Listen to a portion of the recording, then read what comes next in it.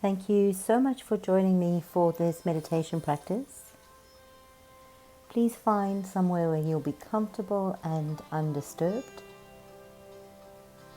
and come to a comfortable seated position, or if you need to lie down, come to lie down, but ideally you want to be in a position where you can be alert and not fall asleep.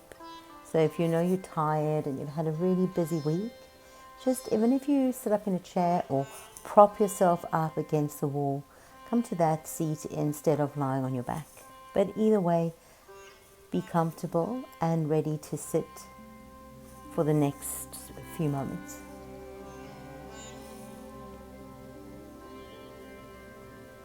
I'd like to open up this meditation with a beautiful quote. And it goes like this: the thought becomes the word. The word manifests as the deed. The deed develops into the habit. Habit hardens into character. Character gives birth to destiny. So watch your thoughts with care and let them spring from love, born out of respect for all beings. So that quote is one of our fundamental truths, as it shows up in a lot of different spiritual practices. It shows up in Buddhism, it shows up in Christianity, and the idea that our thoughts create our reality is so true if we follow the sequence of how it happens. I mean, we spend a lot of time in thought, and the more we allow those thoughts to just keep running over and over and over in our heads, which is what happens because we are creatures of habit. So we fall into ruts and we find these thoughts, and these thoughts always stem perhaps from a remembrance or a place of fear, or as a resistance to feeling what is there. So, if somebody hurts our feelings, we might respond with thoughts of anger, and the thoughts of anger are there as a way that we don't have to feel the pain that's been inflicted upon us. So often our thoughts are diversions from what we are feeling. And then we run those thoughts through and through in our minds, and the more we run them over and over in our minds, the more we become more comfortable to verbalize them and bring them into words. And once we bring them into words and we repeat them in words, we then begin to bring them into our actions. And then we are habitual, so however these actions manifest, we repeat them and we repeat them, and this habit then begins to harden into character, and our character predicts our destiny. And that is why it is so important to learn to manage our thoughts right at source before they follow that whole trajectory, that whole path into habits, into character, and then into destiny. And coming back to thoughts, it's really good to try and put our thoughts into perspective. So let's think of a pleasant thought. So you want to eat a really juicy apple. So right now, take a moment just to think. Use your thoughts to think about eating that apple, that beautiful crisp sensation, that coolness in your teeth and your tongue as you bite through, the sweetness of the apple or the sour of the apple, whatever your preference, the texture of the apple in your mouth. And no matter how much you think about it, depending on how creative your thoughts are, will depend on what a beautiful creation you create in your mind. But the truth is that thought can never really compare with the reality of eating an apple. So no matter how vivid our imagination or creative our thoughts, they can never stand up to what's happening in reality. So that's the first thing that we have to understand about our thoughts. And we have these habits and these thoughts so often are not positive ones of eating an apple, but are thoughts that are based either in fear or in pain. And so what happens is, as we relive these thoughts and they then become these habits, they just create blocks that stop us from realizing our fullest potential, or more from remembering who we really are. And one of the deepest expressions of despair that I have encountered is when someone reports that they keep finding themselves in the same situation, making the same mistakes, or repeating the same behavior, and there's so much despair there, because there's a sense of, how will I ever change this pattern? This pattern is so deeply rooted in my life. And in the yoga tradition, we call these habits or these ways of being samskaras. And in the yoga tradition, it's understood that every thought and every action that we perform leaves a subtle impression, a residue, a flavor in our mind field. And then each time the thought or the action is repeated, the impression becomes stronger and stronger. And so the habit, as well as the comfort of the habit, becomes stronger. And then the stronger the habit, the more this becomes part of our character. And then these patterns, these habits become so ingrained in our personalities that we no longer even understand how or when the process started.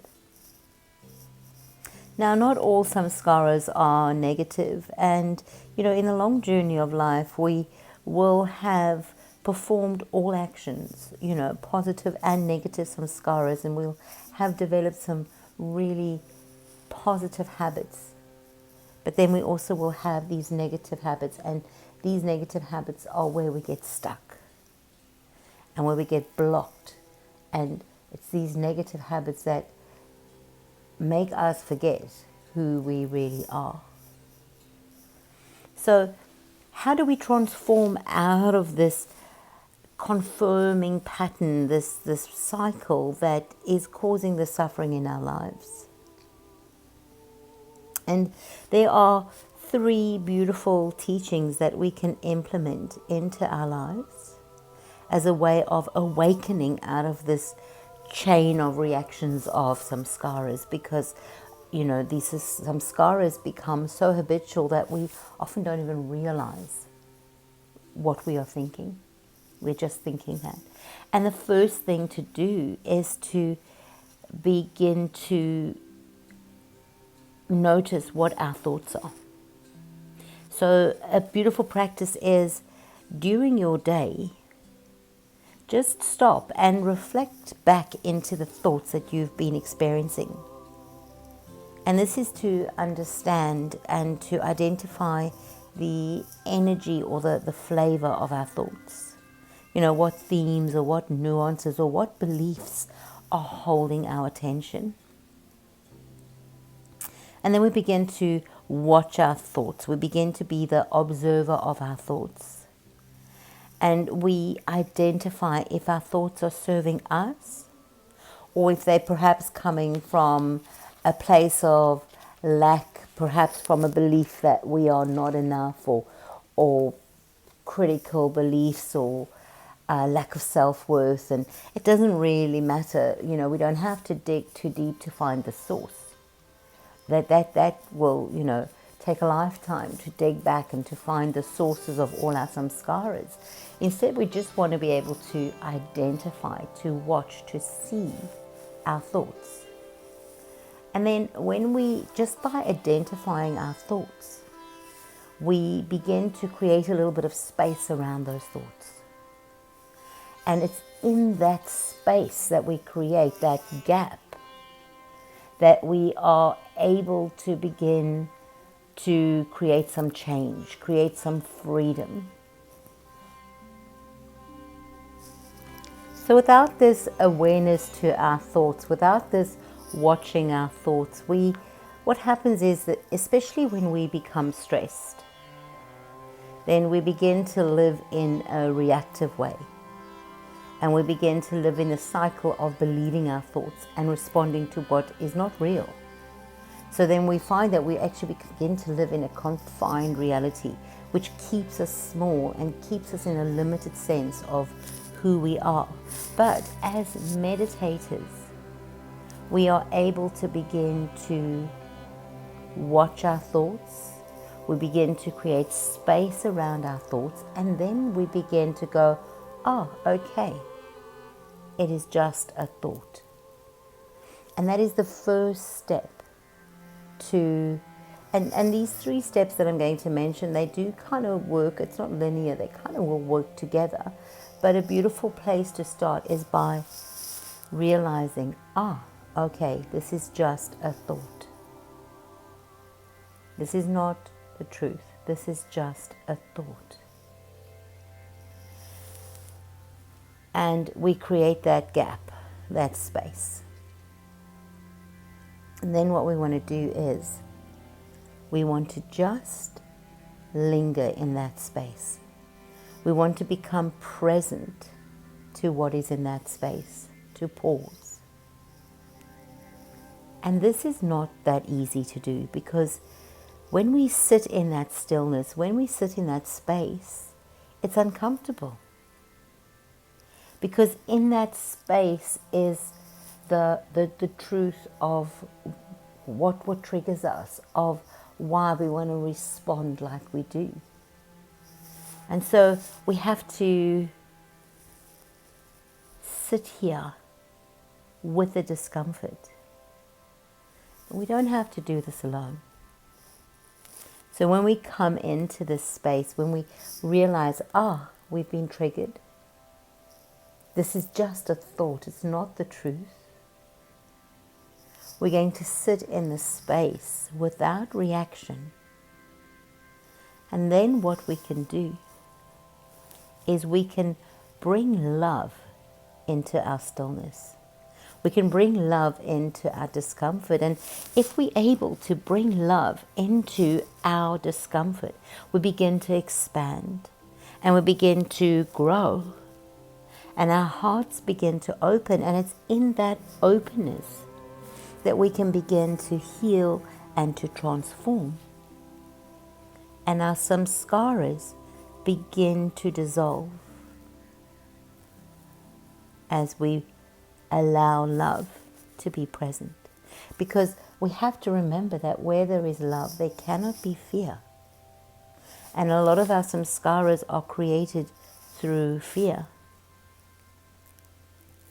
And how do we bring love into our situation? And there's very many different ways. We can just remember love. We can place our hands on our hearts, that feeling of connecting into love.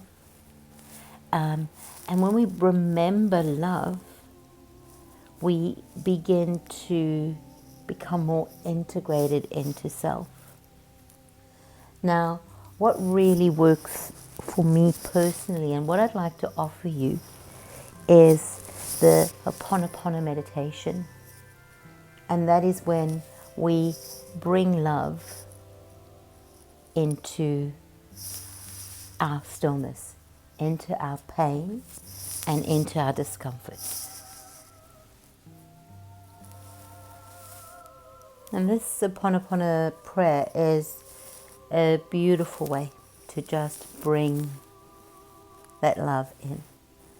And you simply come into your meditation, you sit in stillness, and you watch your thoughts. You will notice the flavor of your thoughts. Or when you're triggered, you'll come into stillness and watch those thoughts. And as you watch those thoughts, you'll begin to sit in the space, sit in the gap between the thoughts. And in that gap between the thoughts is where you will then feel the discomfort. You will then feel the essence of what triggers you. And then in that place, you bring in the prayer. I am sorry.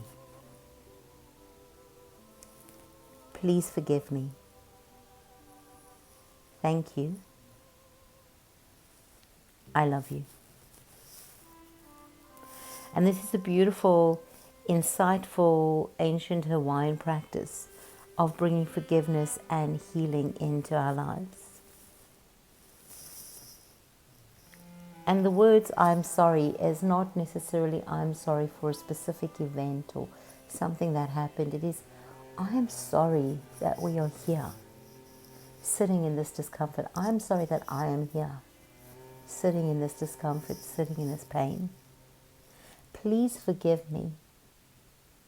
That's not necessarily asking someone else's forgiveness. That's that forgiveness within self. Please forgive me for having these thoughts, for building the samskara, for sitting in this pain. Thank you. That acceptance that this is not who you are. Your thoughts are not real. And then I love you. I love you, the blanket that washes over fear and that begins to bring healing. And this really is a process. This is not something that we can just do in one practice. You know, if you have an area in your life where you know you need to bring healing, you need to bring forgiveness, you need to destroy or lose or transform those thoughts before they become habits, before they become part of your character, then this is a beautiful practice to sit in the discomfort, not in the story. So, you know, we can sit in the story and say she said and he said and I said and they said, and we can sit in the story. That's in the mind. We're not working in that energy field now. We want to sit in the sensations, in the emotions of what we're feeling. And then we want to apply this beautiful panacea to that. I'm sorry. Please forgive me. Thank you. I love you. And when we practice this, it's amazing. And I can talk from personal experience where I've applied this in my life. I've applied this to broken and damaged relationships. And when you apply this meditation practice, not only does it transform you, I tell you, those samskaras, those pains, those angers, those triggers, they just dissolve. But not just for you. The energy around this practice begins to heal those around you. It's amazing. And you have to try for yourself. I can tell you how wonderful it is. But it's a practice that, with discipline, with focus, with practice, regular practice. None of this is a one-off. This is a practice. With regular practice, you will be blown away by the healing and the transformation that's available for you.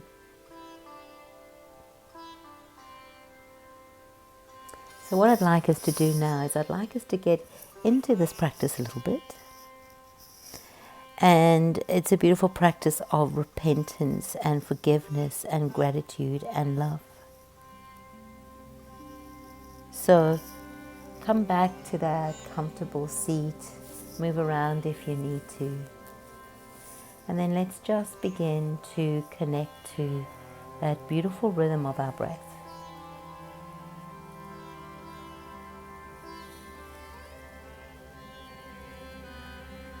And let us begin to settle into our heart space, into that beautiful space just behind the heart, that space of healing, of love, of acceptance.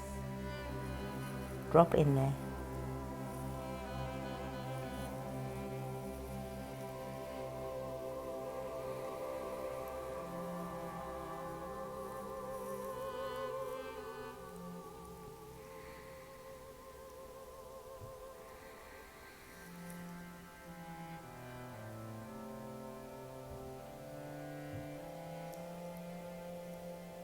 And now I'm going to ask you to bring to mind something that triggers you, something that stresses you out.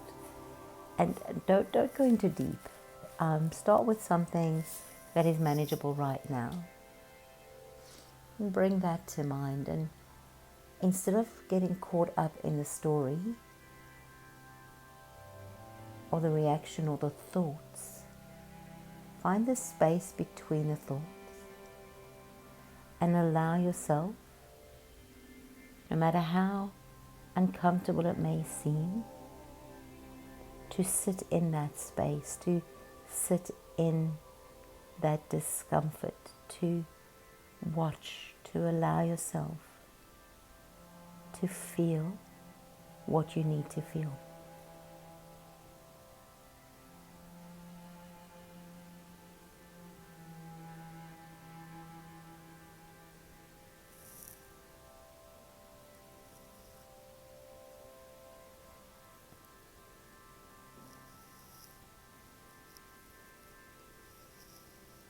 And once you're there, just begin. I am sorry.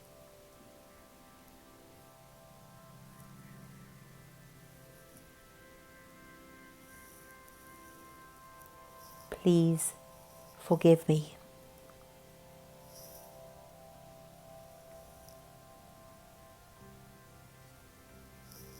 Thank you.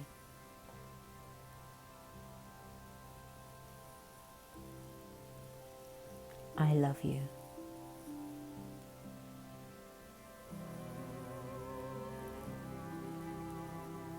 Continue with this practice. I'm sorry.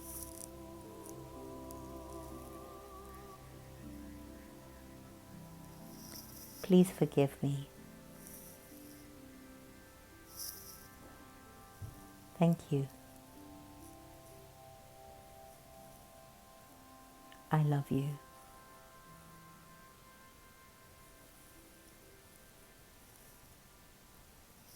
I'm sorry.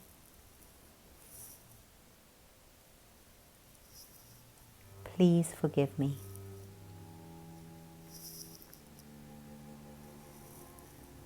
Thank you. I love you.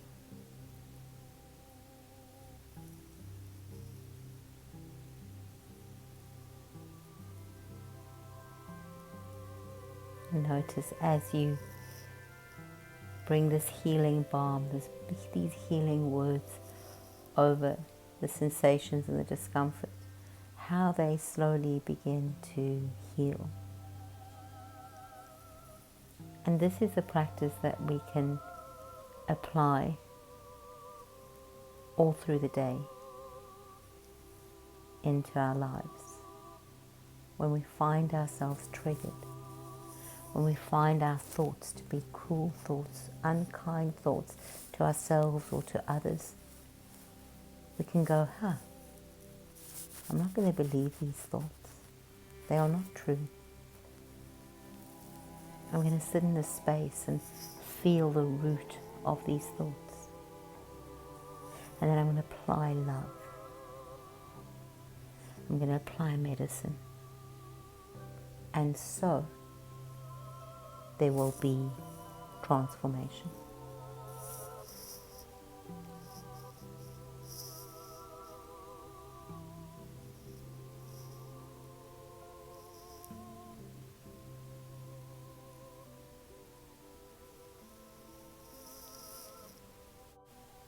Now, thank you so much for allowing me to share this beautiful practice with you, and I encourage you to use it, to put it to the test. It seems so simple, but it is profoundly healing. And how long do you practice it? You practice it until there's transformation. And even in that transformation, I found in my own life, sometimes after a couple of months, or those old samskaras want to come back and rear their heads again. And it's easier though to reapply love and to just watch those misguided thoughts, painful thoughts, disbelief, sadness, whatever it is, just to watch them disappear. Thank you so much, and may you be blessed. Namaste.